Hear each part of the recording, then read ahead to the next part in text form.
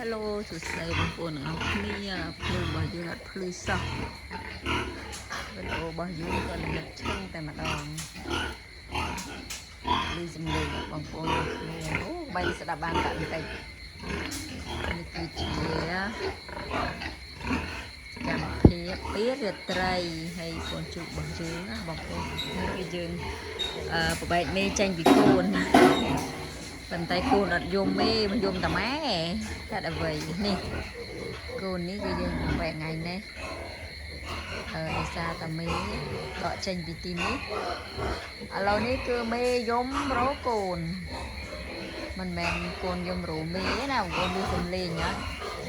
ម៉ាក់គេនៅខាងនោះក្នុងម្ខាងហើយនៅពេលនេះគឺពេលរាត្រីយប់យន់ហើយខ្ញុំថតនេះគឺខ្ញុំជា YouTube បងប្អូនខ្ញុំផុសក្នុង YouTube របស់ខ្ញុំតែ YouTube របស់ខ្ញុំគឺយូរម៉ោងយូរថ្ងៃដែរខ្ញុំអត់បានផុសណាហើយជូតកាមេរ៉ាមួយកាមេរ៉ាជូតចំកំបីទៅជូតចំកាមេរ៉ាដល់3ទៅជូតខ្ញុំចំម៉ាក់មួយណាអ្នកកន្លែងណាច្បាស់ណាបងអូខេបងប្អូននេះគឺជាពេលទស្សនវិជ្ជាពេលយប់របស់យើងហើយពេលយប់នេះគឺយើងធ្វើការបែកមួយកូនជ្រូកបងប្អូនដោយសារតែយើងអត់មានទៅយើងតែកូននៅខាងនេះយើងដកមេចេញដល់ម៉ាក់កាត់ចេញតែពេលអ្នកស្រែដឹងណាស្រែគឺម៉ាក់នឹងឯងស្រែរូបកូន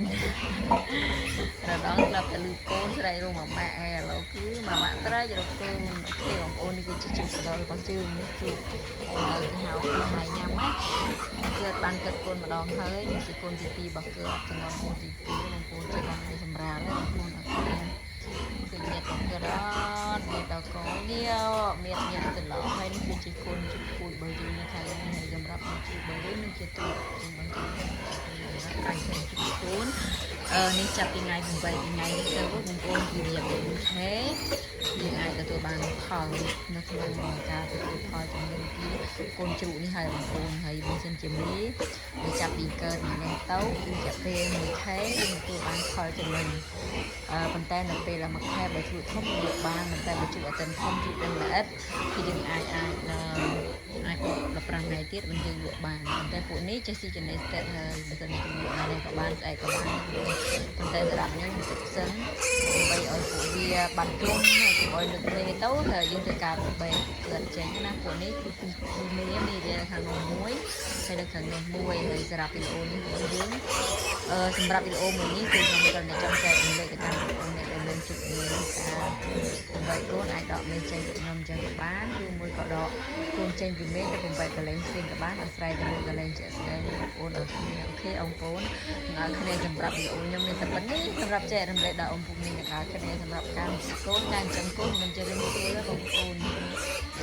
បើសិនជាបងប្អូនអង្គមានចង់ធ្វើការចិញ្ចឹមជ្រូកអាចធ្វើការតំណតំណងឬក៏តាក់ទងតាមបងប្អូនឬក៏មិត្តភ័ក្តិដែលយើងតិនដែលយើងស្គាល់ណាហើយក៏ដូចជាការតាមដានเพจយុទ្ធសាស្ត្រប្រចាំតែសម្រាប់បងប្អូនខ្ញុំគឺច្បាស់លាស់ហើយគឺឃើញខ្ញុំធ្វើអញ្ចឹងអ្នកខ្លះថាគឺខុសអញ្ចឹងតាមពិតអត់មានទេបងប្អូនអ្នកណាធ្វើក៏មិនដែលចេះខុសដែរទៅទាំងអស់រៀងឲ្យខ្លួនប៉ុន្តែបច្ចេកទេសវាមានជាក់ស្ដែងវាមានខ្លួនអូខេអរគុណបងប្អូនសម្រាប់ការតាមដានបងប្អូនមកលើវីដេអូខ្ញុំអញ្ចឹងសម្រាប់វីដេអូនេះទៅ original ឡើយបងប្អូនបញ្ចូលសលេងឲ្យមានអីទាំងអស់គឺខ្ញុំនិយាយហើយខ្ញុំថតតាមដងគឺជាទស្សនវិជ្ជាពេលយប់នៅក្នុងទ្រុងកូនជួបរបស់ខ្ញុំអូខេនេះគឺជាសម្បត្តិរបស់ខ្ញុំណាអរគុណបាយបាយអូយថតឡើងចង់វាលមុខខ្លួន